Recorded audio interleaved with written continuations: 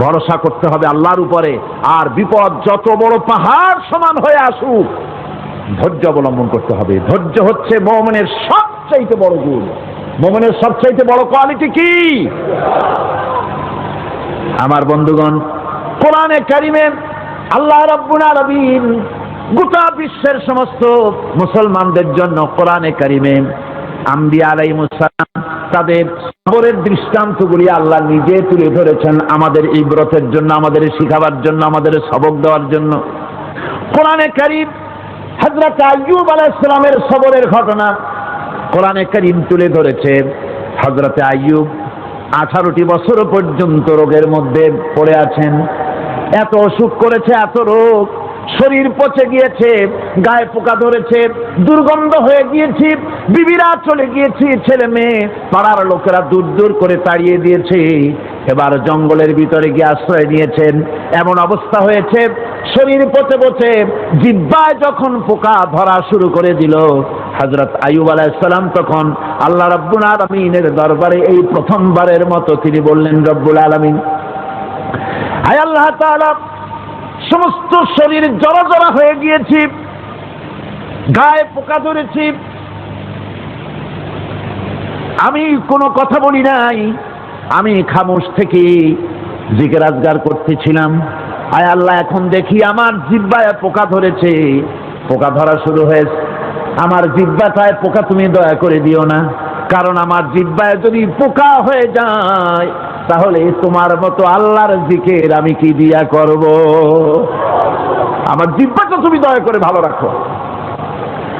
কোরআনে কারীম বলছি, ওয়া আইয়ুবা ইয নাদা রাব্বাহু আন্নী মাসসানিয়াদ-দুররু ওয়া আনতা আরহামুর রাহিমিন। স্মরণ করো সেই সময়ের কথা যখন আইয়ুব তার রবকে ডেকে বলেছিল, আমি অসুস্থ আর তুমি তো রহমান রহিম, দয়াময়। ভাষাটা দেখেন কি সুন্দর। এর থেকে কি আল্লাহর আর কিছু বলা লাগে? আল্লাহ পাকের কাছে তিনি বলতেছেন, আল্লাহ আমি তো অসুস্থ, আমি তো অসুখ করেছে আমার, আর তুমি তো দয়াময় রহমান রহিম। এক অন্ধ, ঈদের দিন কত অন্ধই তো আসে খয়রাত করার জন্য, ভিক্ষা করার জন্য, চতুর্দিকে ভিক্ষা করতেছে অন্ধরা। এক অন্ধ ঈদের গেটের কাছে দাঁড়ায়া বলতেছে, ভাইরা আজ হচ্ছে ঈদের দিন আর আমি কিছু দেখতে পাচ্ছি না। এ বেশি পয়সা পাইল, মানুষের দিন তার প্রতি আকৃষ্ট হয়ে গেছে। আরে কি কথা, আজ ঈদের দিন, সকলে আনন্দ করছে আর আমি কিছুই দেখতে পাচ্ছি না। সে কিন্তু কিছু চায় নাই। ভাষার ভিতরে, কথা বলার ভিতরে এ ধরনের টেকনিক আছে। হযরত আইয়ুব আলাইহিস সালাম বললেন না যে আল্লাহ আমারে মাফ করে দাও, কষ্টের মধ্যে আছি। তিনি শুধু বলেছেন, রব্বুল আলামিন, আমি অসুস্থ হয়ে পড়েছি, আমার অসুখ করেছে, আর তোমার নাম রহমান রহিম। এতটুকু কথা বলেছেন। আল্লাহ রাব্বুল আলামিনের দরজায়, তার দরবারে আইয়ুব আলাইহিস সালামের ডাক চলে গেছে। যায় নাই? কোন অসুবিধা আছে নাকি? কোনো অসুবিধা নাই। পানির তলা দিয়া যদি কেউ ডাক দেয়, পাহাড়ের ভিতরে বসে যদি কেউ ডাক দেয়, আল্লাহ রাব্বুল আলামিন তা শুনতে পান। ইউনূস আলাইহিস সালাম মাছের পেটে বসে চিৎকার মেরেছিলেন, লা ইলাহা ইল্লা আনতা সুবহানাকা ইন্নী কুনতু মিনাজ জালিমিন। তিনি বলছিলেন, আয় আল্লাহ তাআলা, আমি তোমার প্রশংসা করছি, তুমি ছাড়া উপাস্য নাই, মাবুদ নাই। আমি তোমার পবিত্রতা ঘোষণা করছি, আমি তো জালিমদের অন্তর্ভুক্ত হয়ে গেছি। বাস এতটুকুন কথাই বলেছেন। আল্লাহ পাক বলছেন, ইউনূসের ডাক তো কেউ শোনে নাই, পানির মধ্যে কেউ শোনে নাই, জমিনের কেউ শোনে নাই, মহাশূন্যের কেউ শোনে নাই, কিন্তু মাছের পেটের ভেতরে থেকে গভীর অতল দরিয়ার তলদেশ থেকে মাছের পেটের ভিতরে বসে আমার ইউনূস যে ডাক দিল, ওই ডাক আমি আরশের মালিক আমি শুনতে পেয়েছি, আর সঙ্গে সঙ্গে জবাব দিয়েছি, ফাস্তাজাবনা লাহু ওয়া নাজ্জাইনাহু মিনাল গাম্মি ওয়া কাযালিকা নুজিল মুমিনিন। ডাকের সাড়া দিলাম, বিপদ দিয়া বাঁচায় দিলাম। শুধু ইউনূসের না, আল্লাহ পাক এ জায়গায় আবার ওয়াদা করলেন, দুনিয়ার যত মুমিন বান্দা আছে তারা যদি কখনো বিপদে পড়ে যায় আর আমারে যদি ডাকে, আমি এই রকম করে বিপদ থেকে বাঁচায়া দেব। আইয়ুব আলাইহিস সালাম যখন আল্লাহ রাব্বুল আলামিনের কাছে ফরিয়াদ করলেন, আল্লাহ পাক তখন বলছেন, কোরআনে কারীম বলছে, ফাস্তাজাবনা লাহু ফাকাশাফনা মা বিহি মিন দুররিন ওয়া আতাইনাহু আহলাহু ওয়া মিসলাহুম মাআহুম রাহমাতাম মিন ইনদিনা ওয়া যিকরা লিল আবিদিন। আমি আইয়ুবের দোয়া কবুল করে নিলাম, শুধু তার পরিবার বর্গই দিলাম না, বরং আরো কিছু নিয়ামত আমি তাকে দান করে দিলাম। এবং তাই জন্য যেহেতু তারা ছিল আমার অনুগত বান্দা, আমার বাধ্যগত, আমি এই জন্য রহম করেছি, সমস্ত রোগ শোক আমি মাফ করে দিয়েছি। আমাদের সামান্য একটু জ্বর হয়, যদি 2-3 দিন জ্বর হয়েছে, জ্বর ছাড়ে না, বলে যে এত ভালো ভালো কাজ করি তারপর আমার এত জ্বর হওয়া লাগে, অমুকরা এত পাপ করে, তা তো কিছুই হয় না, খালি আল্লাহ আমারই চোখে দেখলো, আমার বউর অসুখ, আমার অজুমুড়ি ছাড়ি না। ভাইরা, আপনি ঠিক পান না যে কি গুনাহ আপনি করেন। কোরআনে কারীম বলছি, ওয়ামা আসাবাকুম মিন মুসিবাতিন ফাবিমা কাসাবাত আইদিকুম ওয়া ইয়াফু আন কাসীর। যত বিপদ তোমাদের উপর আছে সব দুই হাতের কামাই করা, আর আমি তো অনেকগুলো ক্ষমা করে দেই। তোমরা যত পাপ করো, আকাম করো, সবগুলির শাস্তি যদি দুনিয়ায় দিতাম, সাহস করার সময় পেতে না। অসুখ হলেই অধৈর্য হয়ে যেও না, ধৈর্য ধরো। আল্লাহ পাক বলেন, শুধু আইয়ুব নয়, ওয়া ইসমাঈল ওয়া ইদরিস ওয়া যাল কিফলি কুল্লুম মিনাস সাবিরিন। এইভাবে করে ইসমাঈল, ইদ্রিস, জুলকিফল সবাই ছিল ধৈর্যশীল। জোরে বলেন সুবহানাল্লাহ। ধৈর্যের চরম পরাকাষ্ঠা ছিলেন তিনি। কোরআনে কারীম নবীদের এই কথাগুলি আমাদের শোনাচ্ছে। হযরত ইয়াকুব আলাইহিস সালাম, কলিজার টুকরা সন্তান হযরত ইউসুফ আলাইহিস সালামের জন্য তার মনটা পাগল ছিল। এত সুন্দর করে আল্লাহ তারে বানাইছিলেন, এত তিনি ছিলেন সৌন্দর্যের পিরামিড, যারে দেখলে চোখ ফিরানো যায় না, এমন সুন্দর সুপুরুষ, যারে দেখি সেই যুগের সুন্দরী যুবতী মেয়েরা রূপের মোহে পড়ে নিজেদের আঙ্গুলগুলি কেটে ফেলে দিয়েছিল।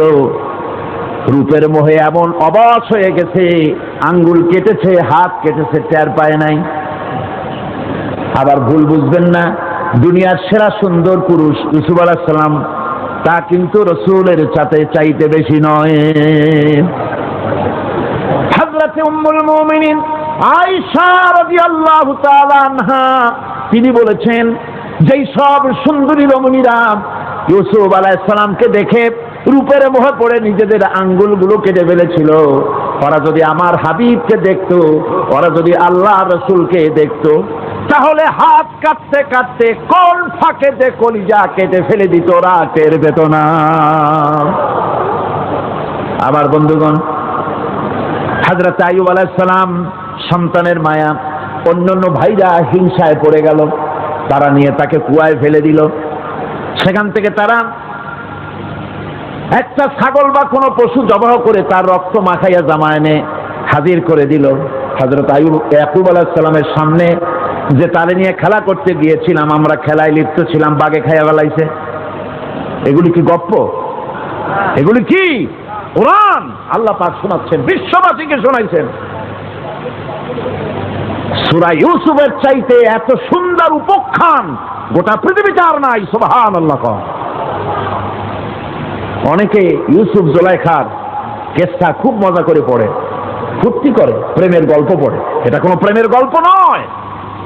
ইউসুফ আলাইহিস সালাম, জুলাইখা ইউসুফ আলাইহিস সালামের জন্য কাঁদতে কাঁদতে চোখ কানা হয়ে গেছে।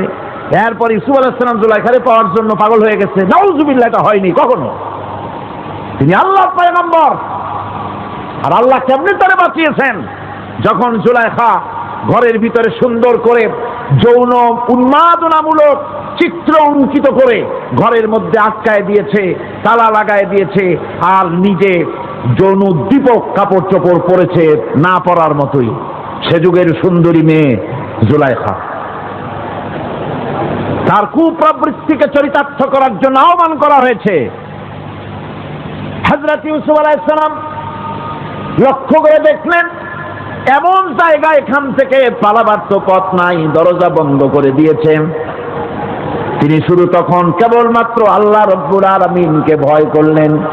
আল্লাহকে ভয় করে আল্লাহর নাম নিয়ে যখন তালাবদ্ধ দরজার দিকে দৌড় দিয়েছেন, আল্লাহ রব্বুল আলামিন আপন কুদরতে তালাগুলি খুলে দরজা তার জন্য উন্মুক্ত করে দিলেন। ইউসুফ আলাইহিস সালামকে হালাই দিয়ে এভাবে করে কাপড় এনে দিল তার সামনে, রক্তমাখা কাপড়। হযরত ইয়াকুব আলাইহিস সালাম সন্তানদের মুখে কাহিনী শুনে তিনি কি বললেন? কোরআনে কারীম তা কোট করেছে। তিনি চিক দিলেন না, ফাল দিলেন না, ফিট হয়ে পড়লেন না। তিনি বললেন, কলিজার টুকরা সন্তান তার মরার খবর শুনেছেন। তিনি বললেন কি? ফাসাবরুন জামিলুন ওয়াল্লাহুল মুস্তাআনু আলা মা তাসিফুন। আমি উত্তম সবর অবলম্বন করব। তোমরা যে কাহিনী রচনা করেছো এর বেলায় আমি আল্লাহর কাছে সাহায্য চাই। আমি উত্তম সবর অবলম্বন করব। আমার ভাইয়েরা, 11 ভাই মনে করেছিল ইউসুফ আলাইহিস সালামকে মরণ কুয়ায় ফেলায় দিছি। তারা তো ঠিক পায় নাই এটা মরণ কুয়া না, এটা হচ্ছে একটা সুড়ঙ্গ, যাকে ইংরেজিতে বলে টানেল। এটা এমন একটা সুড়ঙ্গ, ওরা মনে করেছে মরণ কুয়া, কিন্তু আল্লাহ রাব্বুল আলামিন এই কুয়াতে এমন বানালেন, ওরা একদিকে ফেলায় দিল মরণ কুয়ায়, এই কুয়ার আর এক মুখ দিয়া আল্লাহ রাব্বুল আলামিন ইউসুফ আলাইহিস সালামকে নিয়ে মিশরের সিংহাসনে বসায়া দিলেন।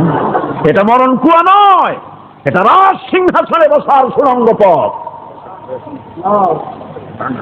ইউসুফ আলাইহিস সালাম আজ প্রেসিডেন্ট, সুবহানাল্লাহ, প্রেসিডেন্ট হয়ে বসে আছেন।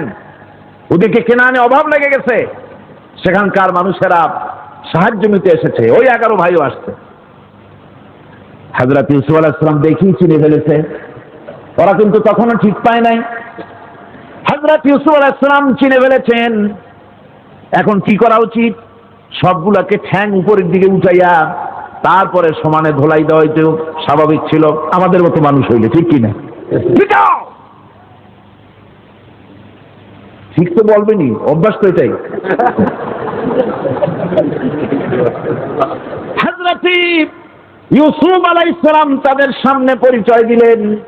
তারা যখন বুঝতে পারল, লজ্জায় তাদের মাথা হেট হয়ে গেল। হযরত, তারা এক তো লজ্জা, আর 2 নম্বরের ভয়, জান নিয়া কেনানে কেউ ফিরে যেতে পারবো না।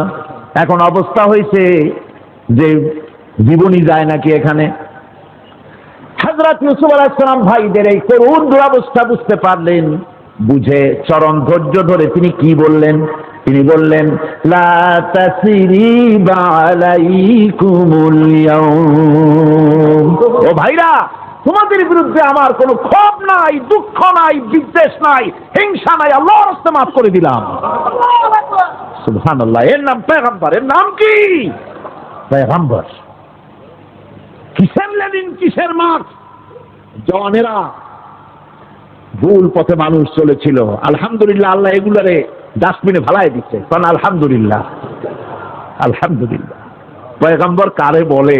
কারে বলে পয়গম্বর? কি চরিত্র! রাসূল করিম সাল্লাল্লাহু আলাইহি ওয়াসাল্লাম তাকে একজন সাহাবী বলছিলেন, হুজুর বলছেন এই কামটা করলা না কেন? সাহাবী বললেন, হুজুর আপনি যদি চোখের ইশারায় বলতেন মুখ দিয়ে না কইয়া, তাও তো আমি কামটা করে ফেলতাম, আমি তো বুঝি নাই। হুজুর বললেন, চোখের ঠারে ঠারে কাজ করা নবুয়তের শান নয়। আল ওয়াদুহু ওয়াস সারাহা, নবীরা যা করেন তা ডাইরেক্ট, কোনো বক্রতা নাই, স্পষ্ট কথা। আমার ভাইরা, হযরত ইউসুফ আলাইহিস সালাম বিনিয়ামিনকে কাছে নিয়ে পরিচয় দিলেন তার ভাইদের সামনে। কোরআনে কারীম বলছে, ক্বালা আনা ইউসুফ ওয়া হাদা আখি قد من الله علينا إنه من يتقي ويصبر فإن الله لا يضيع أجر المحسنين। আমি ইউসুফ আর এই হচ্ছে আমার ভাই। আল্লাহ আমাদের উপর ইহসান করেছেন। প্রকৃতপক্ষে যারা আল্লাহকে ভয় করে এবং সবর ইখতিয়ার করে, আল্লাহ এভাবে তাদেরকে তাদের আমলকে নিষ্ফল হতে দেন না। আমার এই জামাটা নিয়ে যাও। হযরত ইয়াকুব আলাইহিস সালাম কলিজার টুকরা সন্তান ইউসুফ আলাইহিস সালামের বিরহ যন্ত্রণায় ছেলেকে কতদিন দেখে না, কাঁদতে কাঁদতে চোখ দুটো অন্ধ হয়ে গেছে। মিশর থেকে কেনানের দিকে জামা রওনা হয়েছে। কোথায় মিশর, কোথায় কেনান?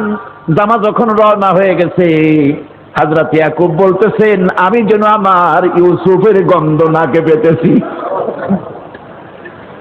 জামা চলে এলো, চোখের উপরে রাখলেন, আল্লাহ রাব্বুল আলামিন তাকে চক্ষুষ্মান বানায়া দিলেন। ভাইরা আমার, পয়গম্বরেরা সবর করে গোটা দুনিয়ার মানুষের সামনে দৃষ্টান্ত সেট করেছেন সবরকারী কর। আমার ভাইরা, হযরত ইব্রাহিম আলাইহিস সালামের কথা আল্লাহ পাক কোরআনে কারিমে বলছেন সবর কারে কয়, দেখো শেখো সবর কারে কয়। আল্লাহ পাক বললেন, ইব্রাহিম তোমার বিবি আর তোমার নবজাতক এই সন্তানকে রেখে আসো মক্কা নগরীতে। তিনি চলে গেলেন, সেখানে ঘর নাই, বাড়ি নাই, কিচ্ছু নাই, চতুর্দিকে ধুধু বালু আর মরুভূমি। হযরতে হাজরা বলছেন, ইব্রাহিম সামান্য পানি আর খাবার দিয়া আমার সন্তান শুদ্ধ এখানে রেখে যেতেছো, আমি কি অপরাধ করেছি? কোনো জবাব নাই। দুইবার তিনবার বলার পরে হাজরা বলছেন, ইব্রাহিম গো,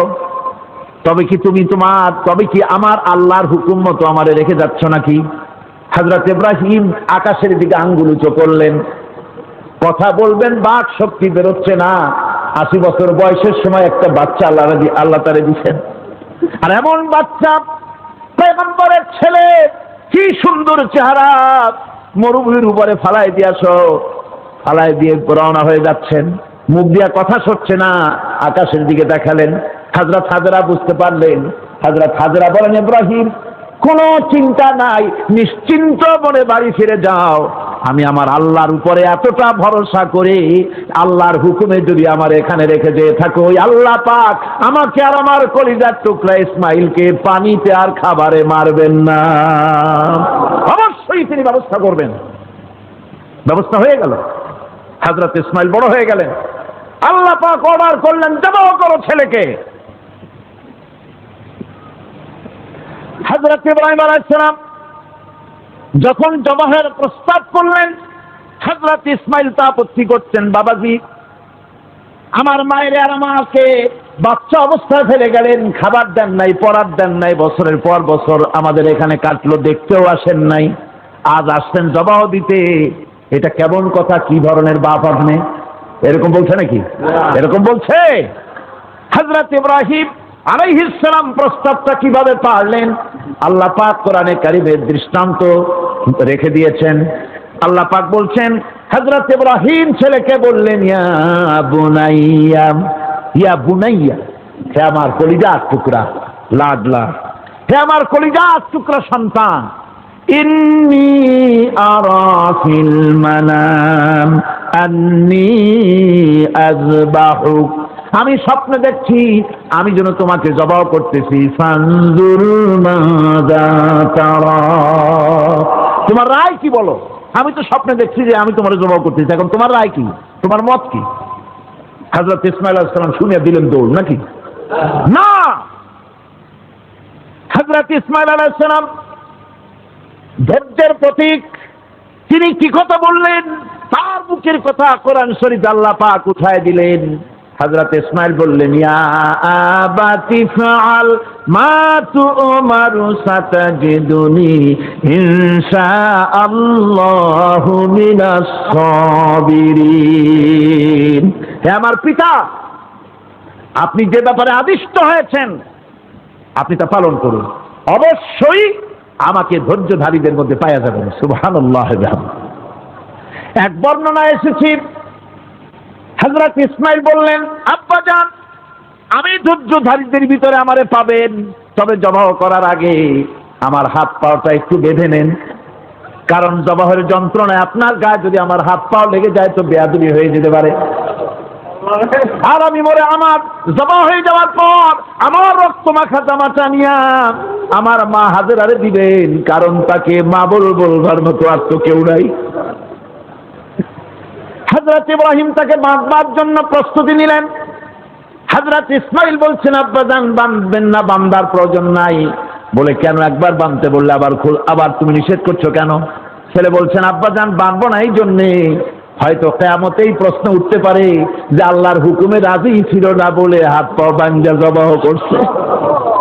আমি এই সুযোগ দিব না, আপনি জবাহ করেন, আমি এতটুকু নড়াচড়া করব না। ধৈর্যের চরম প্রতীক হযরতে ইসমাঈল আলাইহিস সালাম দেখাই দিয়েছেন ধৈর্য কারে কয়।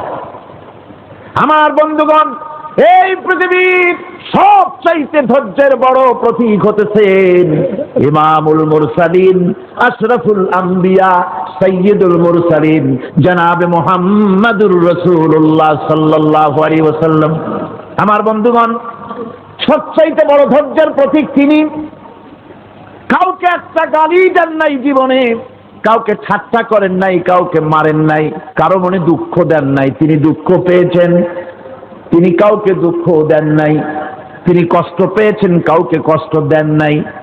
আমার ভাইয়েরা, তায়েফের ময়দান, আমার নিজের চোখে তায়েফে যেদিন আমি তায়েফ দেখলাম, আমি তায়েফে ঢুকেছি, জীবনে কোনোদিন যাই নাই। রমজান মোবারকে আমি সেখানে গেলাম, আমাকে বসার জন্য তারা নিয়ে যাবে। আমি বললাম, আগে বসবো না, আমারে আগে নিয়ে যাও, আমার নবীকে কোন জায়গায় ওরা মেরেছিল সেই জায়গাটা দেখাও। তাইফের সেই গলিতে যখন আমি গিয়েছি, দুই দিকে পাহাড় দাঁড়ানো, তাইফের লোক আমার সাথে ছিল, তারা বলল এই জায়গাটা প্রথম যেখানে চতুর্দিক থেকে নবীজিকে পাথর মারছিল আর আল্লাহর নবী বেহুশ হয়ে পড়ে গিয়েছিলেন। 3টা দিন না খাওয়া, হযরতে খাদিজা নাই, আবু তালিব নাই, মক্কায় জায়গা নাই পা রাখার। নবীজি 3টা দিন ঘুরলেন। নেতারা বলল, তুমি যদি নবী হবে তো এতিম হলে কেন? আল্লাহ নবী বানাবার জন্য কি একটা ধনী মানুষ পায় নাই? তোমার মতো এতিম আর গরিবের নবী বানাইলো কেন? আল্লাহ নবী 3 দিন পর যখন দেখলেন কেউ দাওয়াত শোনে না, কেউ মানে না, কেউ গ্রহণ করে না, তখন তিনি নেতাদের অনুরোধ করলেন, ঠিক আছে দাওয়াত তো কবুল করলাম না, তবে একটা কাজ করো, অন্তত আমি যে তায়েফে আসছিলাম এই খবরটা মক্কায় দিও না, ওরা আরো অত্যাচার বাড়ায় দেবে। এই কাফিরগুলি খবর তো মক্কায় পাঠালো, আর সমস্ত যুবকদেরকে লেলিয়ে দিল। যুবকেরা চতুর্দিকে দাঁড়াইছে, রাসূলকে পাথর মারা শুরু করে দিল। আমি যখন রেল লাইনের থেকে হাঁটি, যখন রেল লাইন কোনো সময় দেখি, রেলের পাথরগুলি, রেল লাইনের পাথরগুলি দেখলে আমার মাথায় যেন কেন তাইফের কথা মনে এসে যায়। আরে মানুষের গায়ে পাথর মারলে কি অবস্থার সৃষ্টি হয়? পাথর নূরের শরীর, রহমতের শরীর, কিটি কিটি রক্ত ঝরছে। নবীজিকে জোর করে উঠাইয়া জবরদস্তি করে হাঁটার জন্য তারা ধাক্কা মারতেছে। আবার কিছুদিন গিয়ে নবীজি আবার বেহুশ হয়ে পড়েছেন, এইখান থেকে আবার উঠাইছে, আবার ধাক্কা মারতেছে। 3 নম্বরের আর একটা জায়গা আছে যেখানে ভাঙ্গা একটা মসজিদ। তাইফের লোকেরা আমাকে বলল, এই জায়গাটা হলো শেষ জায়গা যেখানে রাসূল করিম 3য়বারের মতো বেহুশ হয়েছিলেন, এখানেই হুজুরের রক্ত ঝরেছে বেশি। 2 রাকাত নামাজ পড়লাম, সিজদায় পড়ে এমন কান্না কাঁদলাম আল্লাহর কাছে। নবীজি যখন হুশ এসেছে, হযরতে জিবরাইল বলেন, ইয়া রাসূলুল্লাহ, আপনার এই কষ্ট দেখে ফেরেশতারা কাঁদতেছে, আপনি অনুমতি দিয়ে দেন এই দুই পাহাড়কে মিলাইয়া সমস্ত তায়েফবাসী কাফেরগুলি মাটির সাথে মিশাইয়া দেই।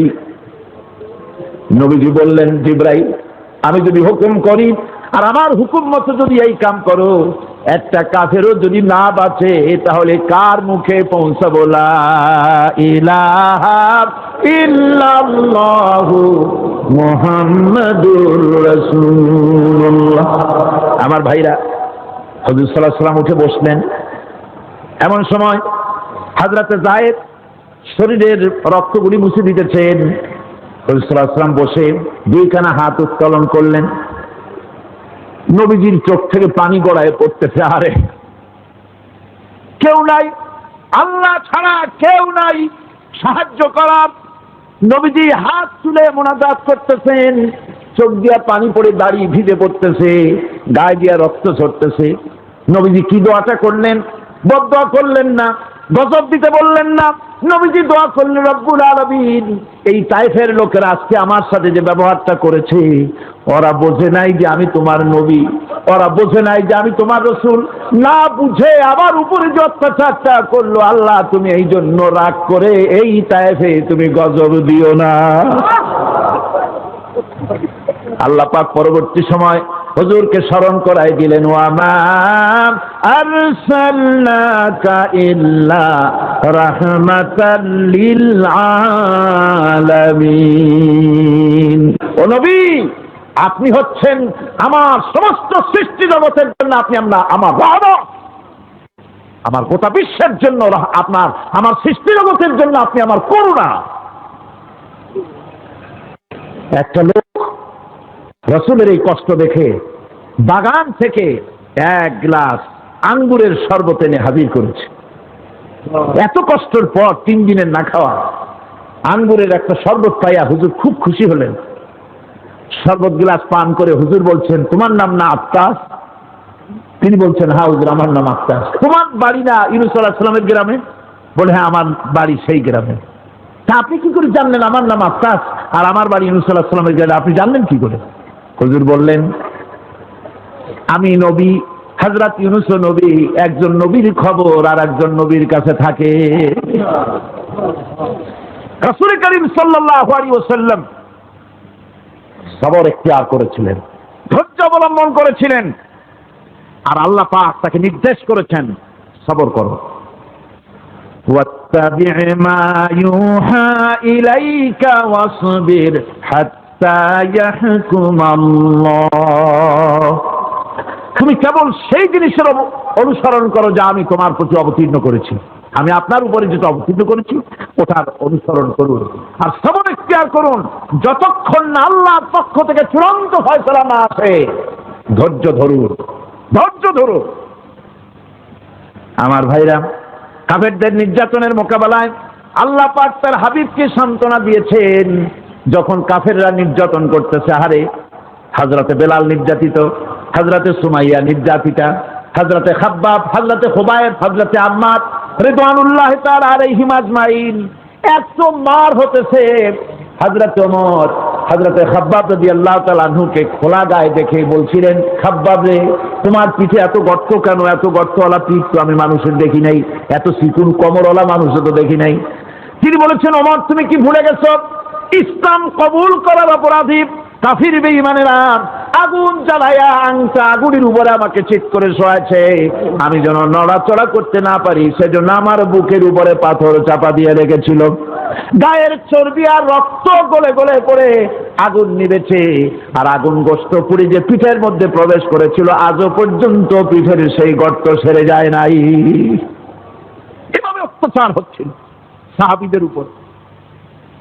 আল্লাহ রাব্বুল আলামিন তার হাবিবকে সান্ত্বনা দিলেন, ওয়াসবির ওয়া মা সাবরুকা ইল্লা বিল্লাহি ওয়া লা তাহজান আলাইহিম ওয়া লা তাকু ফি যায়কিম মিম্মা ইয়ামকুরুন। হে রাসূল, সবরের সাথে কাজ করতে থাকুন। আপনার এই সবরের তৌফিক তো আল্লাহই দিয়েছেন, আর ওদের সমস্ত ষড়যন্ত্র, ওদের অপকৌশলে আপনি দুঃখিত হবেন না, চিন্তা করবেন না, ভারাক্রান্ত হবেন না। আপনি নিশ্চিত থাকুন। ওয়াসবির লিহুকমি রাব্বিকা ফাইন্নাকা বিআয়ুনিনা।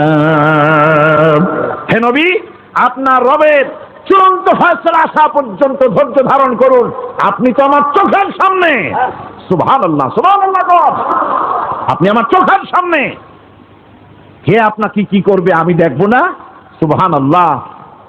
মন্ত্রী যদি, এই সলিমুদ্দিন মার্কা মন্ত্রী যত আছে, এই মন্ত্রীরা যদি কয় দেখা তো ভয় কিসে, আমি তোকে দেখছি না, সাহসটা কেমন বাড়ে, কেমন বাড়ে সাহস। আরে কোনো মন্ত্রী ছাতা মাথা না, কোন প্রেসিডেন্ট রাজা বাচ্চা না, আকাশ আর জমিনের মালিক আমার আল্লাহ রাব্বুল আলামিন বলছেন, হাবিব কোন চিন্তা নাই, আপনি আমার চোখের সামনে। ওরা চায় আপনাকে দুনিয়া থেকে মিটাই দিতে, আর আমি চাই ওয়ারাফানা লাকা যিকরাক, আপনার প্রশংসা তো হবে গোটা বিশ্ব জুড়ে, সর্বত্র ছড়িয়ে যাবে আপনার নাম। সুবহানাল্লাহ বিহামদিহি। আল্লাহ পাক অন্যত্র বলেছেন, ওয়ালাকাদ কুযযিবাত রুসুলুম মিন ক্বাবলিকা ফাসাবারু আলা মা কুযযিবু ওয়া উযু হাত্তা আতাহুম নাসরুনা।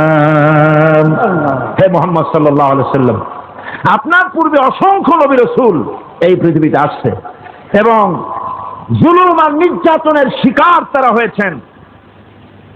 অবশেষে তাদের প্রতি আল্লাহর সাহায্য এসেছে। সুতরাং আপনাকেও ধৈর্য ধারণ করতে হবে, ধৈর্য ছাড়া কোনো পথ নাই, ধৈর্য আপনাকে ধারণ করতেই হবে। আর এই ধৈর্য ধারণ করলে পরে আল্লাহর চূড়ান্ত ফয়সালা আসবে, তখন আল্লাহ পাক মেহেরবানি করবে। আমার ভাইয়েরা, এই ধৈর্য পৃথিবীর সমস্ত পয়গম্বররা ধৈর্য অবলম্বন করেছেন, কখনো অধৈর্য হন নাই।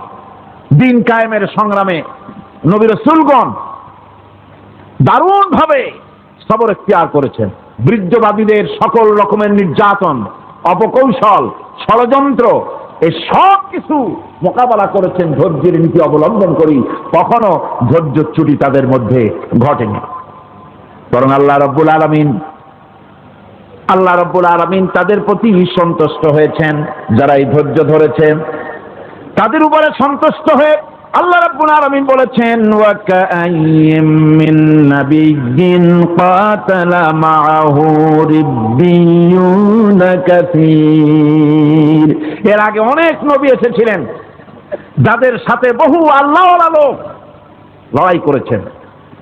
ফামা ওয়াহানু লিমা আসাবাহুম ফি সাবিলিল্লাহি ওয়ামা যাফু ওয়ামা ইসতাকানু। আল্লাহর পথে তাদের উপর যত বিপদ এসেছিল তারা হতাশ হয়ে পড়েন নাই, দুর্বলতা দেখাননি, বাতিলের সামনে মাথা নত করেন। ওয়াল্লাহু ইউহিব্বুস সাবিরিন। আর আল্লাহ পাক ধৈর্যশীল যারা, তাদেরকে আল্লাহ পাক ভালোবাসেন। আমার ভাইরা, ধৈর্যের পরিচয় রাসূল করিম সাল্লাল্লাহু আলাইহি ওয়াসাল্লাম উহুদের ময়দানে যখন আক্রান্ত হয়ে গেলেন, চতুর্দিকে কাফেররা ঘিরে ধরেছে, বাঁচার কোনো পথ নাই। সাহাবায়ে কেরাম রাসূলকে পাহারা দিলেন। যারা রাসূলকে পাহারা দিতে দাঁড়ায়ছেন, জীবন দিয়া পাহারা দিতে দাঁড়ায় গেছে, রাসূলের দিকে মুখ দিয়া, পিঠটা বাইরের দিকে দিয়ে রাসূলকে পাহারা দেওয়া শুরু করেছেন। হুজুরকে পাহারা দিতে যারা দাঁড়িয়েছিলেন, কাফের কর্তৃক নিক্ষিপ্ত কি তীরগুলি এসে যখন বিঁধতেছিল, শুধু একজন সাহাবী হযরত তালহার পিঠের ভিতরে রাসূলকে হেফাজতের জন্য 80টা তীর একজনের পিঠের মধ্যে দিয়ে ঢুকেছে। এক অসতর্ক মুহূর্তে নবীজির ডান্ডা মোবারক শহীদ হয়ে গেল, শিরস্ত্রাণ ভেঙে গেল, লোহার কড়া প্রবিষ্ট হয়ে গেল কপালের ভিতরে। হুজুর মাথা ঘুরে পড়ে গেলেন। হযরত আবু উবাইদা রাদিয়াল্লাহু তাআলা আনহু হুজুরের মস্তক মোবারককে কোলে করে নিয়ে তারপরে বহু কষ্ট করে মাথা থেকে লোহার কড়া বের করলেন। এবার ওই কড়ার ছিদ্র দিয়ে রক্ত আসতেছে, মুখ দিয়ে রক্ত পড়তেছে, দাড়ি ভিজে যাচ্ছে। বুখারী শরীফে এসেছে আল্লাহর নবী দুইখানা হাত নিজের চেহারার উপরে মলে আনে টাটকা রক্ত চোখের সামনে দেখে বলছেন, আহারে এই কওমের ফালাত কি করে হবে, এই কওমের মুক্তি কি করে হবে, এই কওমের নাজাত কি করে হবে, যে কওম তার নবীর চেহারা রক্ত দিয়ে আল্লাহ বানাইয়া দিল। নবীজি বললেন, আল্লাহুম্মা গফির লি কওমি ফাইন্নাহুম লা ইয়ালামুন, আয় আল্লাহ পাক আমার এই কওম বুঝতে পারে না, ওদেরকে মাফ করে দাও। খবর ছড়িয়ে গেল নবীজি শহীদ হয়ে গিয়েছেন। খবর ছড়িয়ে গেল চতুর্দিকে, মদিনায় খবর ছড়িয়ে গেল, মানুষ পাগলের মতো দৌড়ানো শুরু করে দিল। এক মেয়ে লোক দৌড়াচ্ছে ওহদের দিকে, কয়েকজন সাহাবীর সঙ্গে দেখা, তারা জিজ্ঞেস করলেন দৌড়াও কেন, মহিলা যাও কই? কয় ওহদের দিকে যেতেছি। কয় যায় তো কোনো লাভ নাই, যেহেতু তোমার যে স্বামী এসেছিলেন জিহাদের ময়দানে তিনি তো শহীদ হয়ে গেছেন। মহিলা বলতেছে, কে শহীদ হয়েছে শুনতে চাই না, আগে বলো নবীজি কেমন আছে। আবার কিছুক্ষণ পর আর কয়েকজনের সঙ্গে দেখা, তারা বলছে মেয়ে লোক দৌড়াও কই? যাচ্ছি ওহদের দিকে। তারা বলছেন যে কোনো লাভ নাই, তোমার যে দুইটা কলিজার টুকরা সন্তান ওহদে এসেছিল দুটোই শহীদ হয়ে গেছে। মা বলতেছি, ও সাহাবী কে শহীদ হয়েছে শুনতে চাই না, তাড়াতাড়ি করে বলো আল্লাহর নবী মুহাম্মদুর রাসূলুল্লাহ সাল্লাল্লাহু আলাইহি ওয়াসাল্লাম কেমন আছেন। দৌড়াতে দৌড়াতে ওহদের মাঠে সাহাবায়ে কেরাম পরিবেষ্টিত, আল্লাহর নবীর কাছে গিয়ে হুজুরের জীবিত চেহারা মোবারকের দিকে তাকায়া মেয়ে লোকটি কাঁদতেছে আর বলতেছে, ইয়া রাসূলুল্লাহ, আমার স্বামী মরা শোক, আমার কলিজার টুকরা দুইটা সন্তান মরা শোক আমার কলিজা থেকে মুছে গেছে, আপনি বেঁচে আছেন তামাম মুসলমানদের চাইতে বড় সান্ত্বনা আর নাই। ভাইরা আমার, রাসূল করিম সাল্লাল্লাহু আলাইহি ওয়াসাল্লাম এভাবে করে ধৈর্যের পরিচয় দিয়েছেন। গালাগালি দেন নাই, রাগ করেন নাই, বদদোয়া করেন নাই। সুবহানাল্লাহ কোন, সুবহানাল্লাহ। ভাইরা আমার, এই সবর এমন মহান বৈশিষ্ট্য, এর মধ্যে রয়েছে জিহাদের ময়দানে যদি লোক কম হয় আর যদি তাদের মধ্যে সবর থাকে, বেশি সংখ্যক লোকের উপরে আল্লাহ পাক সবরকারীদেরকে বিজয়ী করে দিবেন। কোরআনে কারীমে রব্বুল আলামিন বলেন, কাম মিন ফিয়াতিন কালিলাতিন গালাবাত ফিআতান কাসীরাতাম বিইযনিল্লাহ ওয়াল্লাহু মা'আস সাবিরিন। এমন ঘটনার বহু নজির আছে যে কম সংখ্যক লোকেদের উপরে আল্লাহ পাক, বেশি সংখ্যক লোকেদের উপর আল্লাহ পাক কম সংখ্যক লোকদেরকে জয়ী করে দিয়েছেন। ওয়াল্লাহু মা'আস সাবিরিন, আর আল্লাহ আছে ধৈর্যশালীদের সাথে। আল্লাহ আছে কাদের সাথে? দেখেন না বদরের কামটা, বদরের ময়দান, 313 জন মুসলমান, অস্ত্রপাতি নাই, সামান্য সামান্য অস্ত্র, আর কাফেরেরা এসছে হাজারেরও বেশি। আমার বন্ধুগণ, ধৈর্য কত বড় কাম দিল, ধৈর্য ধারণ করেছেন তারা, আল্লাহর উপরে ভরসা করেছেন। আল্লাহ রাব্বুল আলামিন অস্ত্রের কাজ কি দিয়া করায় দিলেন। একজন সাহাবী এসে বলছেন, হুজুর জিহাদের ময়দান, ইসলামের প্রথম জিহাদ, আমার কাছে তো অস্ত্র নাই, মেহেরবানি করে একটা অস্ত্র আমারে দেন, আমি লাফায় পড়ি জিহাদের মধ্যে। হুজুর বলেন, অস্ত্র তো আমার কাছে নাই, দিবটা কি? সাহাবী বলছেন, হুজুর অস্ত্র না থাকে যা পারেন তাই দেন, আপনার হাত দিয়ে যা দিবেন আমি দাঁড়ায় থাকতে পারবো না, জিহাদে আমাকে শরীক হতেই হবে। নবীজি কাছে পেলেন একখানা শুকনা খেজুরের ডালখানা তুলে সাহাবীর হাতে তুলে দিলেন। সাহাবী বলেন, রাসূলের হাতের দেওয়া শুকনা খেজুরের ডালটা নিয়ে আমি যখন কাফেরদের ভিড়ের মধ্যে ঝাঁপায় পড়ে যখন শুকনা খেজুরের ডাল দিয়ে আঘাত দিলাম, তখন ধারালো তরবারে দিয়ে আঘাত করলে যে কাম হয়, শুকনা খেজুরের ডালের আঘাতে কাফের দ্বিখণ্ডিত হয়ে জমিনে পড়ে গেল।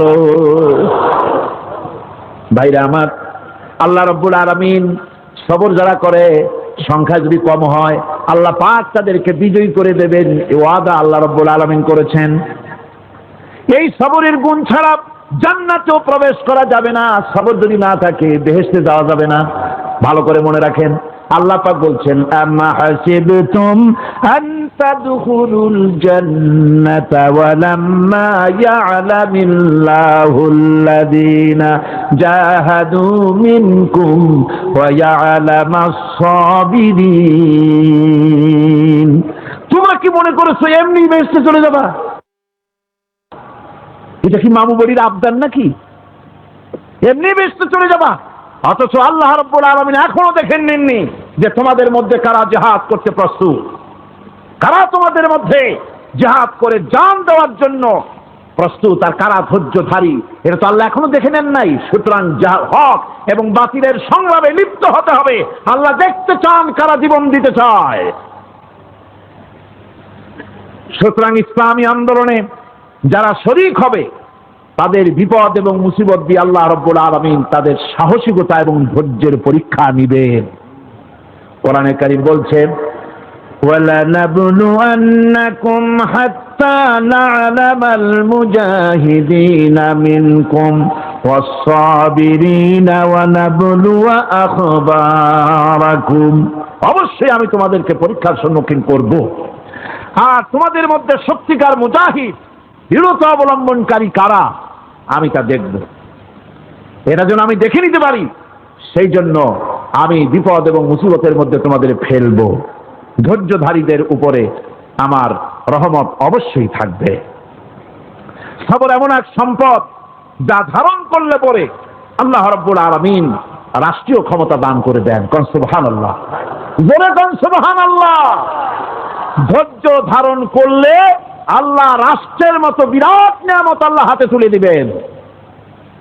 তার প্রমাণ কোরআন শরীফ আল্লাহ বলছেন, বনি ইসরাঈলরা মিশর থেকে যখন বহিষ্কার হয়ে গেল, তাদের যখন পা রাখার কোনো জায়গা থাকলো না, বনি ইসরাঈলরা মিশর থেকে যখন বহিষ্কার হয়ে গেল, এরপরে আল্লাহ পাক তারা যখন ধৈর্য অবলম্বন করলো, আল্লাহ পাক তাদের ব্যাপারে বলছেন, ওয়া আওরাসনাল কওমাল্লাযীনা কানু ইস্তাদআফুনা মাশারিকাল আরদি ওয়া মাগারিবাহাল্লাতী বারাকনা ফিহা। আর তাদের স্থলে আমি নির্যাতিত লোকদেরকে প্রতিষ্ঠিত করলাম। পশ্চিম এবং উত্তরের তাদেরকে আমি পশ্চিম এবং পশ্চিম এবং পূর্বের উত্তরাধিকারী তাদেরকে বানায় দিলাম। বিরাট এলাকা তাদের হাতে আমি তুলে দিলাম। ওয়া তাম্মাত কালিমাতু রাব্বিকাল হুসনা আলা বানি ইসরাঈলা বিমা সাবারু। আর এভাবে করে আল্লাহ পাক তার কথাকে পূর্ণ করলেন বনি ইসরাঈলদের উপরে সবর এখতিয়ার করার জন্য। ধৈর্য ধারার কারণে আল্লাহ পাক রাষ্ট্রের মালিক তাদের বানায় দিলেন। যেরকম সুবহানাল্লাহ। সবর যদি করা হয় তো যুদ্ধ যদি বাদে যদি জাহাজ শুরু হয়ে যায়, আল্লাহ পাক বলেছেন ফেরেশতা দিয়ে সাহায্য করবে। যদি সবর থাকে, তোমাদের সবর থাকলে আল্লাহ কি দিয়ে সাহায্য করবেন? ফেরেশতা দিয়ে। কোরআনে কারীম বলছি, বালা ইন তাসবিরু ওয়া তাত্তাকু ওয়া ইয়াতুকুম মিন ফাওরিহিম হাদা ইউমদিদুকুম রাব্বুকুম বিখামসাতি আলাফিন মিনাল মালাইকাতি মুসাউমিন। হ্যাঁ, তোমরা যদি ধৈর্য অবলম্বন করো আর আল্লাহকে ভয় করে চলো, তাহলে এক্ষুনি আল্লাহ রাব্বুল আলামিন তোমাদের জন্য কাতারে কাতারে শৃঙ্খলাবদ্ধ 10,000 ফেরেশতা দিয়ে তোমাদেরকে সাহায্য করবেন। সুবহানাল্লাহ। তোমাদেরকে ফেরেশতা দিয়ে সাহায্য করা হবে। তোমরা যদি সবর এখতিয়ার করো, তাহলে সংখ্যা যদি কম হয়, বেশি সংখ্যার উপরে জয়ী করে দেব। ইয়াকুম মিনকুম 20 সাবিরুনা ইয়াগলিবু মিয়াতাইন। যদি তোমাদের ভিতরে ধৈর্যশীল 20 জন হয়, আমি 200 কাফেরের বিরুদ্ধে তোমাদেরকে জয়ী করে দেব। সুবহানাল্লাহ। তোমরা যদি হও ধৈর্যশীল 20 জন, 200 কাফেরের উপরে তোমরা জয়যুক্ত হয়ে যাবে। আর বিপদ আর মুসিবতে যারা ধৈর্য ধরে তাদের জন্য আল্লাহর পক্ষ থেকে সুসংবাদ। সুসংবাদ কাদের জন্য? ধৈর্যধারীদের জন্য। কোরআনে কারীম বলছে, ওয়াবাশশিরিস সাবিরিন আল্লাযীনা ইযা আসাবাত أصابتهم مصيبة قالوا إنا لله وإنا إليه راجعون। সুসংবাদ সেই সব ধৈর্যশালীদের জন্য যারা নাকি বিপদ এবং মুসিবতে আসলে যারা বলে, কি বলে, পড়েন আমার সাথে, ইন্না লিল্লাহি ওয়া ইন্না ইলাইহি রাজিউন। এটা শুধু আমাদের লোকেরা কেউ মরলে পড়ে, এটা শুধু মরার সময় নয়, বরং যে কোনো বিপদ আর মুসিবত এলে মোমেন বান্দা যারা, তারা কি পড়বে, ইন্না লিল্লাহি ওয়া ইন্না ইলাইহি রাজিউন। নিশ্চয়ই নিশ্চয়ই আমরা আল্লাহর জন্য এবং আমাদের সকলকেই আল্লাহর কাছে ফিরে যেতে হবে, প্রত্যাবর্তিত হতে হবে। সবরকারীদের জন্য রয়েছে জান্নাতের সুউচ্চ সম্মানের জায়গা। জান্নাতে সবচেয়ে সম্মানজনক জায়গা আল্লাহ রাব্বুল আলামিন ধৈর্যশালীদেরকে দান করবেন।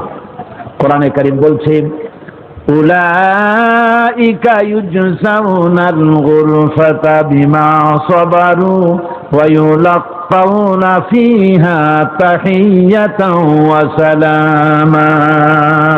এরা হলো সেই সব লোক যাদেরকে প্রদান করা হবে বেহেশতের সুউচ্চ মঞ্জিল, কারণ তারা সবর ইখতিয়ার করেছিল, তারা সবর করছিল, এই জন্য বেহেশতের সবচেয়ে ভালো জায়গা তাদের দেওয়া হবে। কোন আলহামদুলিল্লাহ, জোরে কোন আলহামদুলিল্লাহ।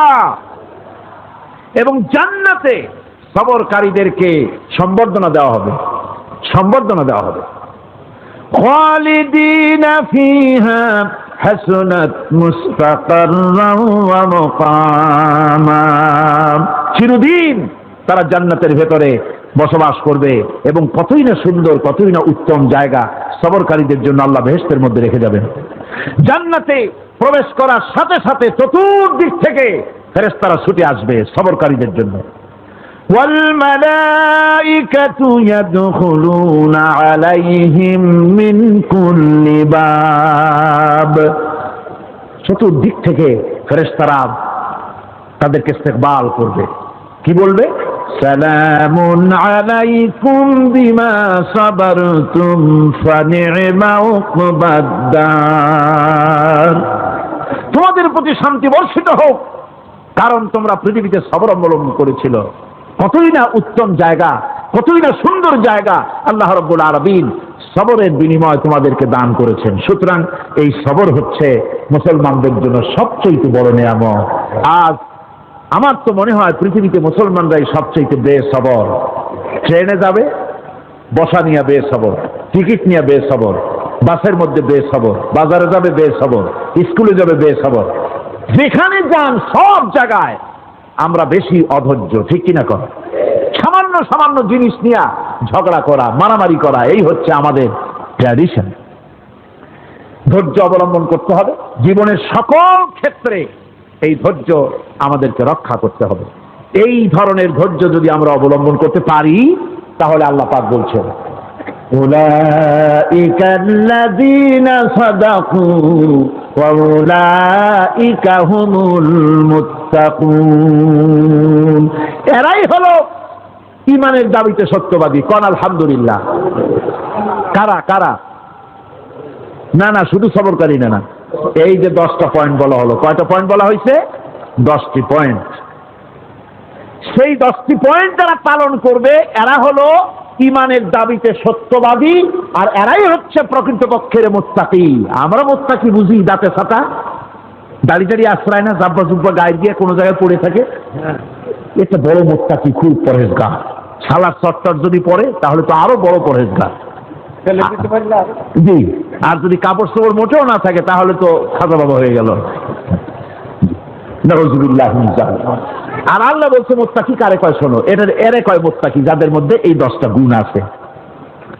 এই 10টি সত্য যদি সম্পাদন করতে পারি, যদি আমল করতে পারি, জীবন ধন্য হয়ে যাবে। সেই 10টি কথা আমি আবার আপনাদের স্মরণ পটে তুলে দিতে চাই, প্যাকেট করে পকেটে উঠাই দিতে চাই, যেন বাড়ি নিয়ে যেতে পারেন। 1 নম্বর হচ্ছে 10টি পয়েন্টের 1 নম্বর আল্লাহর প্রতি ঈমান। 1 নম্বরে আল্লাহর প্রতি ঈমান, 2 নম্বরে পরকালের প্রতি ঈমান, 3 নম্বরে 3 নম্বরে ফেরেশতাদের উপর ঈমান, 4র্থ নম্বরে কিতাবের প্রতি ঈমান, 5ম নম্বরে নবীদের প্রতি ঈমান, 6ষ্ঠ নম্বরে সহায় সম্বলহীন নিকটবর্তী আত্মীয়, ইয়েতিম, মিসকিন, প্রবাসী, মুসাফির, সাহায্য প্রার্থী এদেরকে মুক্ত করার জন্য এদেরকে সাহায্য প্রদান করা, 7 নম্বরে নামাজ প্রতিষ্ঠা করা, 8 নম্বরে যাকাত আদায় করা, 9 নম্বরে ওয়াদা পালন করা, 10 নম্বরে সবর এখতিয়ার করা। কয়টা হলো? এই 10টি কাজ যদি আমরা পালন করতে পারি, বিপদে মুসিবতে ধৈর্য ধারণ করতে পারি, যত মুসিবত আসুক, আসলে এগুলি কিছু না। মুসিবত আল্লাহ টেস্ট করবেন, মুসিবত দিয়া আল্লাহ টেস্ট করেন। দেখা যায় যে ওদের শক্তি খুব বেশি, চোখে আপনি দেখতে পারেন, কিন্তু আল্লাহ বলছেন ইন্না কায়দা শায়তানে কানা দাঈফা। বাতিলরা হলো শয়তান, বাতিলরা কি? আর ওদের চক্রান্ত আসলেই দুর্বল, এদের চক্রান্ত আসলে কি? দুর্বল। কাজেই এগুলিকে ভয় করা যাবে না। বিপদে মুসিবতে ধৈর্য ধারণ করে যদি অগ্রসর হওয়া যায়, তো আল্লাহ রাব্বুল আলামিন এই 10টি পয়েন্ট যদি আমল করা যায়, দুনিয়ার শান্তি পাবো, আখিরাতেও শান্তি পাবো। যত মুসিবত আসুক, বিপদ আসুক, ধৈর্যের সাথে মোকাবেলা করতে হবে। ধৈর্যের অর্থ কি? আমি আগেই বলেছি, ধৈর্যের অর্থ হচ্ছে অবিচলতা, দৃঢ়তা, বরদাস্ত করা, সহিষ্ণুতা, ধীরতা, স্থিরতা। ধৈর্যের অর্থ এটা নয় একজন একটা থাপ্পড় মারলো আর আপনি বলবেন যে বাবা ব্যথা পাইছে নাকি, তাহলে আরো একখান থাপ্পড় দিয়া দাঁত আমার সবগুলো ভালাই না। এর নাম ধৈর্য নয়। ধৈর্য হচ্ছে পরিস্থিতির মোকাবেলা করতে হবে সাহসিকতার সাথে, এর নাম হচ্ছে ধৈর্য। ওই যে আমি একটা দৃষ্টান্ত দিয়ে থাকি, এক সাপ একবার মুরিদ হয়েছিল এক পীর সাহেবের কাছে। পীর বলছিলেন যে না, আমি তো এই সব সাপ টাপ মুরিদ বানাই না। কয় না হুজুর, আমারে বানান। তারপরে মুরিদ বানায় কিছু অভিজ্ঞতারে শিখাই দিল আর বললো খবরদার কাউকে দংশন করবে না। ঠিক আছে, সে যায়া জিগারাতগার শুরু করে দিয়েছে। এর মধ্যে জমিনে রাখাল আসছে, ধান কাটছে, ধানগুলো নিবি কি করে, দড়ি দাড়ি পাচ্ছে না। তো কি করা যায়, বানবে কি দিয়া? সন্ধ্যার পরে অন্ধকারে দেখে যে দড়ি একটা পড়ে আছে। ও যে কি দড়ি তা তো ওরা বুঝে নেই। ওইটারে নিয়ে ধান রে ফেসাইয়া লেজ দিয়ার মাথা দিয়ে এরকম করে বাসেটারে দিয়ে বাঁধছে। সাপ তখন বলতেছে, হায় হায় রে, কেবল যে মুরিদ হয়েছি, তা না হলে তুই ঠিক পাইছি যে আমি কি ধরনের দড়ি। এরপরে নিয়ে বাড়ি নিয়ে ভালাই গেছে, খুলে সাপটার ঘাড় গেছে মস্কিয়া। বহুত কষ্ট করে হুজুরের বাড়ি গিয়ে হাজির। কয় যে হুজুর কি একখান জিকের শিখাইলেন, আমার তো ঘাটটার মুচকে শেষ। আশ্চর্য কথা, কত মানুষ মুরিদ হইলো, কত কিছু মুরিদ হইলো, কারো তো জিকের করলে ঘাড় মস্কে যাবে কেন, এটা কেমন কথা? কয় হুজুর ঘটনাই। আরে বেটা ঘটনা এইটা, তুই কি করছিলি? কয় যে আপনি যে নিষেধ করছেন দংশন করতে, আমি তো দংশন করতে পারিনি। আরে বেটা, দংশন করতে নিষেধ করছিলাম, ফোঁস করতে তো নিষেধ করি নাই। পরে যখন দড়ি মনে করে হাত দিছিল, ফোঁস করে উঠতি, ওই রাখা লাভ দিয়া বর্ডার পার হইয়া দিল্লি চলে যেত। কাজী ধৈর্যের মানে চিত হয়ে পড়ে না। ধৈর্য মানে অবিচলতা, দৃঢ়তা নিয়ে শক্তি সঞ্চয় করে আল্লাহর উপরে ভরসা করে বাতিলের বিরুদ্ধে ঝাঁপিয়ে পড়তে হবে, বাতিল উৎখাত হতে বাধ্য হবে।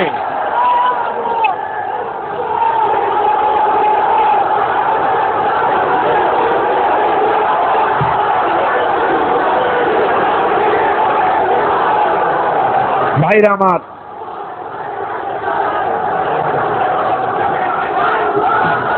সুতরাং আলহামদুলিল্লাহ আমরা কোরআনে কারিমের এই আয়াতে কারিমাত আমরা যদ্দূর পারলাম আলোচনা করেছি। আল্লাহ পাক যেন এতে বরকত দেন। জোরে কোন আমিন, আরো জোরে কোন আমিন। মোনাজাতের জন্য বসেন, এক্ষুনি মোনাজাতের জন্য দাঁড়ানো ভাইরা সব বসে পড়েন। আল্লাহুম্মা আমিন। ربنا ظلمنا أنفسنا وإن لم تغفر لنا وترحمنا لنكونن من الخاسرين ربنا لا تزغ قلوبنا بعد إذ هديتنا وهب لنا من لدنك رحمة إنك أنت الوهاب। আয় আল্লাহ তাআলা, এই বিশাল জনসমুদ্র নিয়ে তোমার দরবারে হাত তুলেছি পবিত্র মেরাজের রজনীতে। আয় আল্লাহ, তুমি দয়া করে মেহেরবানি করে আমাদের আলোচনা, দুরুদ সালামের সওয়াব আমাদের বিশ্ব নবী তোমার প্রিয় হাবিব জনাবে মুহাম্মদ রাসূলুল্লাহ সাল্লাল্লাহু আলাইহি ওয়াসাল্লামের রূহ মুবারকে পৌঁছায়া দাও। সমগ্র বিশ্বের মাটির নিচে যত মুমিন মুমিনাত শুয়ে আছেন তাদের আরো আর পরে সওয়াব পৌঁছায় দাও। আমাদের মা বাপ যাদের দুনিয়া থেকেই বিদায় হয়ে গেল, আল্লাহ কবরগুলিকে জান্নাতের টুকরায় পরিণত করে দাও।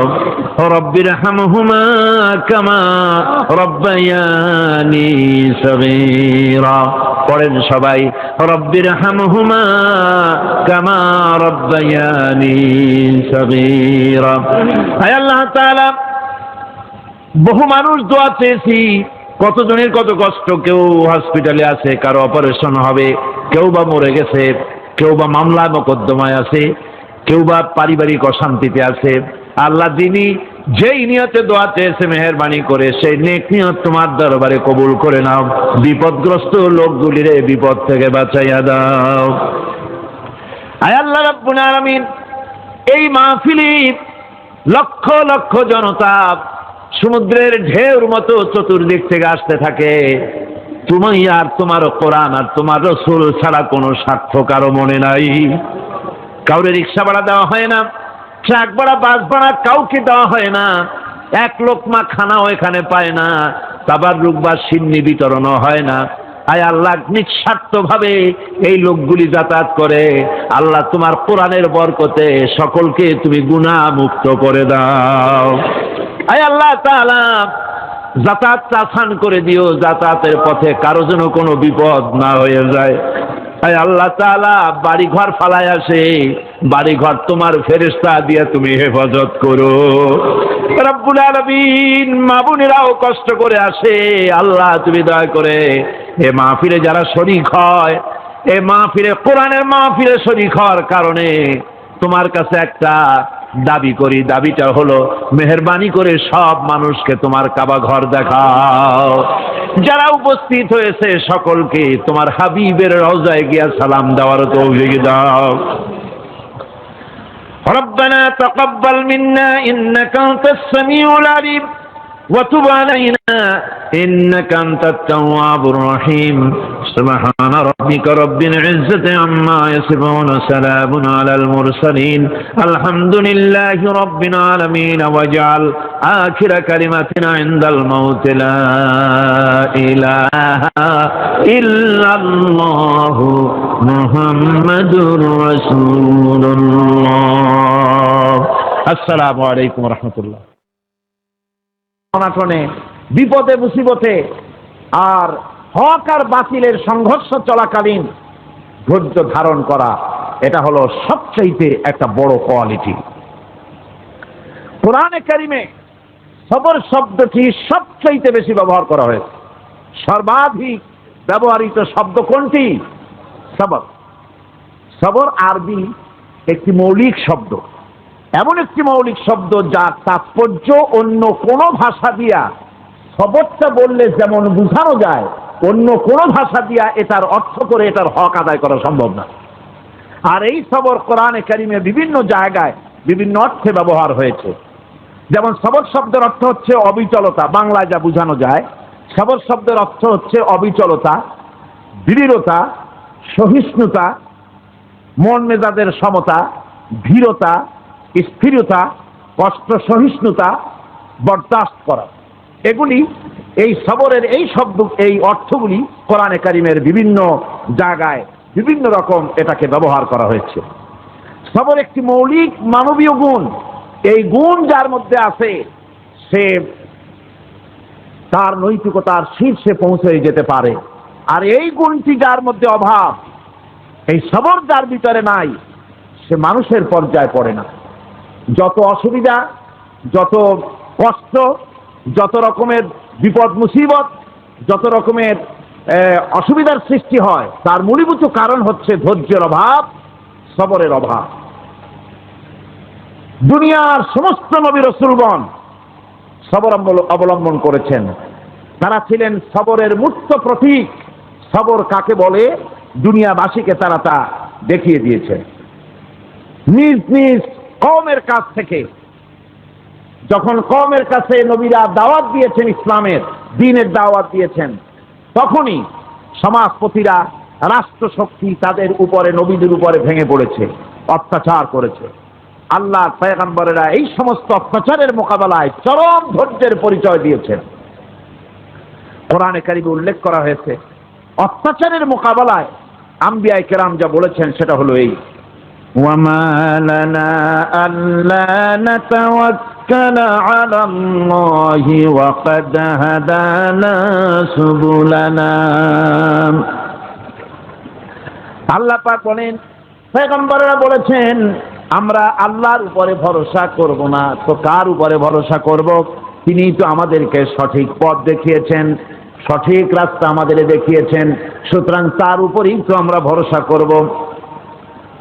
ওয়ালানাসবিরান্না আলা মা আযাইতুমুনা ওয়া আলাল্লাহি ফালিয়াতাওয়াক্কালিল মুতাওয়াক্কিলুন। তোমরা আমাদের যে সব কষ্ট দাও, পীড়ন দাও, সেজন্য আমরা ধৈর্য অবলম্বন করব।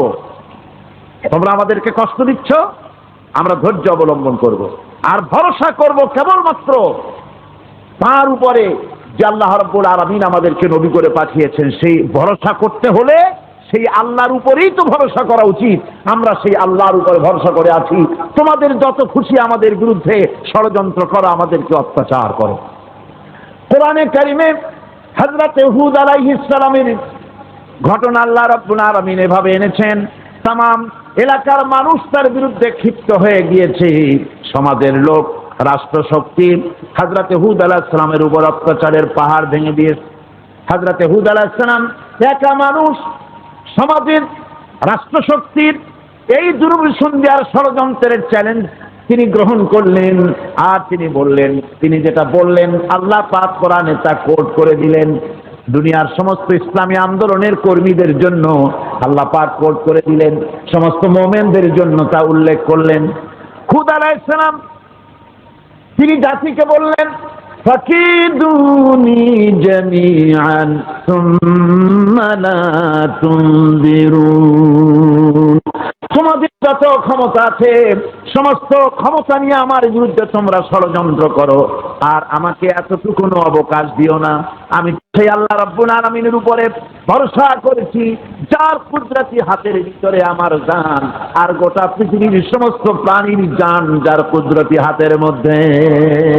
যার হাতের ভিতরে গোটা পৃথিবীর সমস্ত জান, সে আল্লাহর উপরে ভরসা করেছি। যা খুশি তোমরা আমার বিরুদ্ধে করতে পারো। সুবহানাল্লাহ। এটার নাম হলো ঈমান, এটার নাম সবর, এটার নাম ধৈর্য। এই ধৈর্য আসে ঈমানে কামেল হলে পরে এবং আল্লাহর উপরে পরিপূর্ণ বিশ্বাস হলে পরে। যদি কারো দিলের মধ্যে কথা বিশ্বাস থাকে যে আমার জন্য আল্লাহর পক্ষ থেকে যদি কোনো বুলেট নির্ধারণ করা থাকে, গোটা বিশ্ব যদি আমাকে পাহারা লাগায়, ওই বুলেট থেকে আমাকে বাঁচাইতে পারবে না। আর আমার জন্য যদি একটা বুলেট আল্লাহ কর্তৃক নির্ধারিত থাকে, তাহলে গোটা পৃথিবীর মানুষ চেষ্টা করেও সেই বুলেট থেকে আমাকে রক্ষা করতে পারবে না। এটার নাম হচ্ছে ঈমান। এই ঈমান যখন মানুষের মধ্যে সৃষ্টি হয়ে যায়, তখন সে বিপ্লবী শক্তিতে পরিণত হয়ে যায়। তার কাছে ভয় বলে কোনো জিনিস থাকে না, যেহেতু সে তো ভরসা করেছে এমন শক্তির কাছে যার চাইতে প্রচন্ড ক্ষমতা আকাশেও কারণ নাই, জমিনেও। তিনি কে? জোরে চিল্লায় বলেন, তিনি কে? আমার বন্ধুগণ, রাসূল করিম সাল্লাল্লাহু আলাইহি ওয়াসাল্লাম হিজরতের রাতে সূর পাহাড়ের গাড়ে সওরের কাছে যখন চলে গেছেন, ফজরের রক্ত হয়ে হয়ে আসতেছে। হযরত আবু বকর রাদিয়াল্লাহু তাআলা আনহু বলছেন, হে আল্লাহর রাসূল, এখন আর অগ্রসর হওয়া ঠিক হবে না, বেলা উঠে গেলে ধরা পড়ে যাব। এখানে গুহা আছে, ভিতরে প্রবেশ করি। হযরত আবু বকর রাসূলের সম্মতি পেয়ে হযরত আবু বকর রাদিয়াল্লাহু তাআলা আনহু বলছেন, ইয়া রাসূলুল্লাহ, পাহাড়িয়া গুহা, সাপ বিচ্ছু থাকতে পারে, আমাকে অনুমতি দেন, আমি আগে ভিতরে ঢুকে সাফ করে আপনাকে ডাকি। ভিতরটা সাফ করে তিনি ডাকলেন। রাসূল করিম ভিতরে ঢুকে বলছেন, আবু বকর, পাহাড় বেয়ে বেয়ে বড্ড কষ্ট হয়েছে, একটু বসো, তোমার উরুর উপরে মাথা রেখে আমি একটু ঘুমাইয়া যাই। আল্লাহ নবী আরাম ফরমাচ্ছিলেন। সকালবেলায় কাফির বেঈমানেরা যখন আস্তে আস্তে করে গুহা মুখে পৌঁছে গেছি, পায়ের চিহ্ন এখানে শেষ, তাদের মিশ্রিত ধারণা এর ভিতরে নবীজি আছেন। বলছে বেরিয়ে আসো। একজন বলে নাই, আর একজন বলে আছে, এভাবে তাদের মধ্যে দ্বিমত হয়ে গেল। হযরত আবু বকর বলছেন, ইয়া রাসূলুল্লাহ, আমরা তো ধরা পড়ে গেছি, আমাদের তো আর উপায় নাই। এই গুহাটা এতই অগভীর, শুয়ে যদি হাঁটু উঁচু করা যায় উপর থেকে দেখা যায়, বসতে পরে মাথা দেখা যায়, ধরা তো পড়ে গেছি, উপায় নাই। আল্লাহর নবী তখন তার হাবিব, তার বন্ধুকে কি বললেন? বিশ্ববাসীর জন্য আল্লাহ পাক কোরআনে তা উঠায় দিলেন। নবীজি তার বন্ধুকে দেখে বললেন, লা তাহজান ইন্নাল্লাহা মা'ানা। ও আমার সাথী, কোনো চিন্তা করো না, ভয় পেও না, শঙ্কিত হয়েও না। আমরা মাইনরিটি নই, আমরাই মেজরিটি, কারণ আল্লাহ রাব্বুল আলামিন আমাদের সাথে আছেন। সুবহানাল্লাহ। এই চিন্তা, এই ধারণা যদি মানুষের মনের মধ্যে থাকে, তাহলে কখনোই তার মন দুর্বল হবে না, ঈমান দুর্বল হবে না।